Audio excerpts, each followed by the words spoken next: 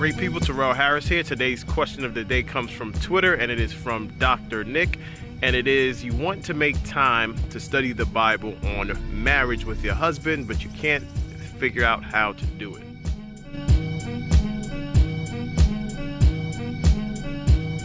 Actually, this is an excellent question. Thank you for asking. Thank you for participating. And first, I wanted to start you off with a scripture as it relates to marriage. You could go to Ephesians 5, around 25. It talks about husbands and wives. As it relates to the time thing, what you really have to do is carve out a time and make that a specific area where you and your husband can actually speak and read together. For me and my wife, Brooke, what we actually do is on Wednesdays, for the most part, we try to stick to it. I'm not even going to front, like every now and then we skip out. But on Wednesdays, we deem Wednesdays worship Wednesdays. We carve out a section around maybe 7 or 8 o'clock, and we go through a few spiritual readings. We listen to some music. The thing is being specific about not letting anything bump up against that time. Now, of course, you may have emergencies. You may be tired, or some things may come up, but sticking to that schedule as much as possible. As it relates to marriage, what you could do is you could look at some commentaries. You could look into some books.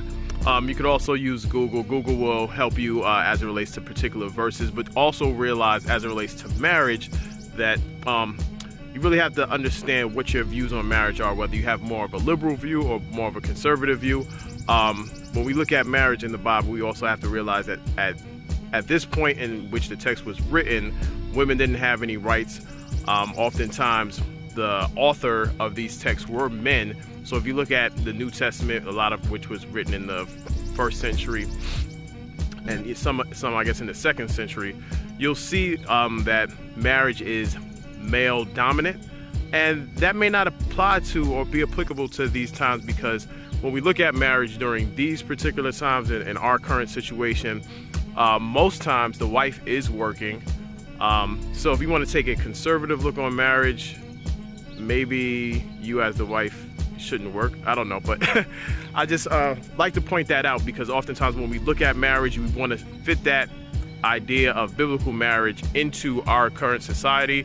But oftentimes, because the way our society is set up and the way things have changed, it may be a little bit different, or may get a little bit tricky. Now, if you're conservative, your view on marriage as it relates to the husband being the lead or the husband totally being the head, you may not have a problem with any of the text or any of the scripture that pops up. But just to encourage you to carve out a little bit of time. It could be 15 minutes here or there. It could be 30 minutes. It could be an hour. There's really no need to be discouraged about finding time, because oftentimes we do things that we want to do, whether it's watch TV, whether it's being on Facebook, Twitter, Instagram. It's just a matter of sacrificing those things that we're currently doing to actually carve out time to have devotional with our spouse or with our significant other.